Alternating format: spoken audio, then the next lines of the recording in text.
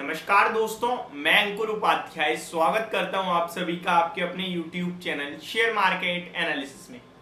Weekend का दिन है लेकिन रिजल्ट्स काफी सारे आए हैं और आज तो मैंने आप सभी के साथ अभी तक केवल एक ही कंपनी के नंबर्स डिस्कस करे, वो है IDFC फर्स्ट बैंक। अभी यहाँ मैं आप सभी के साथ सेकंड स्टॉक के बारे में बात करने वाला हूँ। निफ्टी का हिस्सा है एनटीपीसी के नंबर आते हुए दिखे। पावर स्टॉक्स में एक जोरदार तूफानी तेजी देखने को मिली कल के सेशन में। सारे के सारे पावर स्टॉक्स रैली दे रहे थे और एनटीपीसी के लिए तो अपने आप में कुछ बेनिफिट होने ही वाला है। अब आईएक्स के स्टॉक में जो पिटाई पड़ रही है या जिस वजह से जिस रीजन से आईएक्स का स्टॉक टूट रहा है वो क्या है, मार्केट कपलिंग। लेकिन एनटीपीसी के लिए तो फायदे वाली बात है, वो भी उस फील्ड में है और उनके पास मार्केट शेयर बढ़ाने का मौका मिलेगा, तो डेफिनेटली एनटीपीसी के लिए तो पॉजिटिव होगा। बट वो सारी चीजें बाद में डिस्कस करेंगे, पहले डिस्कस कर लेते हैं स्टॉक के रिजल्ट्स। कैसा रिएक्शन आएगा मंडे के सेशन में, निवेशकों को क्या करना चाहिए और क्या नहीं। तो शुरू करते हैं एक एक करके सारी चीजों को डिस्कस करना। सबसे पहले तो एनटीपीसी के स्टॉक के प्राइस को डिस्कस कर लेते हैं, क्योंकि फ्राइडे के सेशन यानी कल के सेशन में काफी बढ़िया एक्शन होते हुए देखा है आप सभी ने। स्टॉक की बात करें तो 210 रुपीज के भाव पर बंद हुआ है, लगभग 8 रुपए बढ़कर 4% की शानदार तेजी थी। 2 साल के हाईएस्ट लेवल पे स्टॉक ट्रेड कर रहा है। पिछले 2 साल में बहुत सी सरकारी कंपनी ऐसी हैं जो केवल डिविडेंड देती थी, लेकिन इस बार 2 साल में उन्होंने रिटर्न प्लस डिविडेंड दोनों ही दिया है। चाहे आप एनटीपीसी देख लो, चाहे आप कोल इंडिया देख लो, और भी बहुत सी होंगी, गेल देख लो, ओएनजीसी देख लो।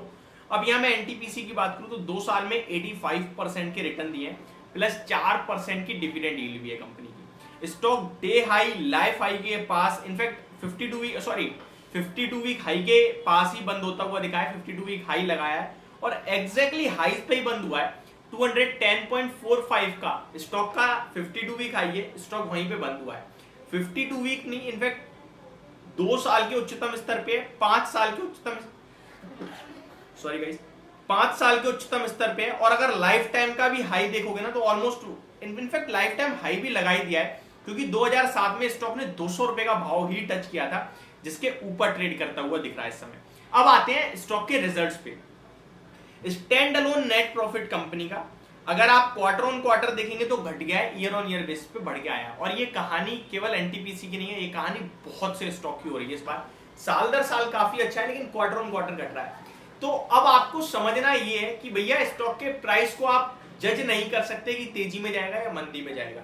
देखिए, साल दर साल सारी कंपनियां बढ़िया कर रही हैं। इसके पीछे का रीजन है कि उनका 1 साल पहले का बेस कमजोर है, लेकिन अब धीरे धीरे ग्रोथ लौट रही है। तो लास्ट क्वार्टर के सामने ग्रोथ कम हो रही है कंपनियों की, ये एक चिंता का विषय है। लेकिन स्टॉक के प्राइस में रिफ्लेक्शन आएगा नहीं आएगा वो देखने वाली बात है, क्योंकि साल दर साल तो बढ़िया करते हुए दिख रहे हैं। तो पहले मैं ईयर ऑन ईयर बेस पे बताना चाहूंगा।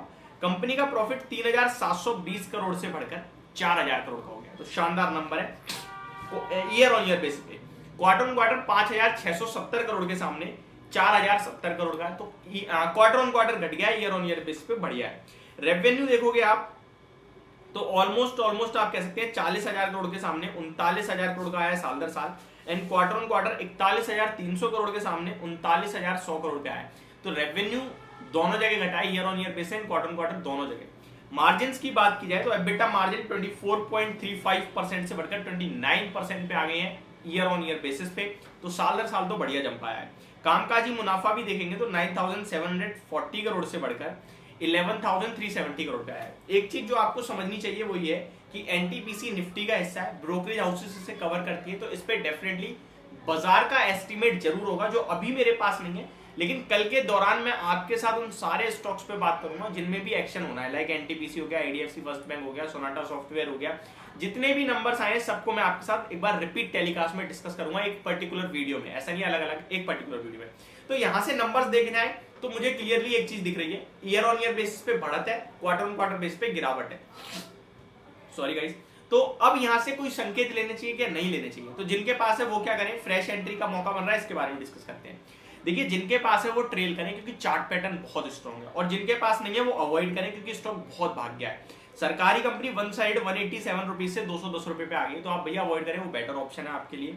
फ्रेश एंट्री के लिए मैंने मना कर दिया। बाकी आपकी मर्जी है, स्टॉक अच्छे पैटर्न में दिख रहा है, अगर आप ट्रेलिंग एसएन के साथ रख सकते हैं, नीचे आता है घूमता है और लॉस काट सकते हो तो फिर डेफिनेटली लीजिए। स्टॉप लॉस आपका 200 रुपये पे बनेगा क्लोजिंग बेसिस पे।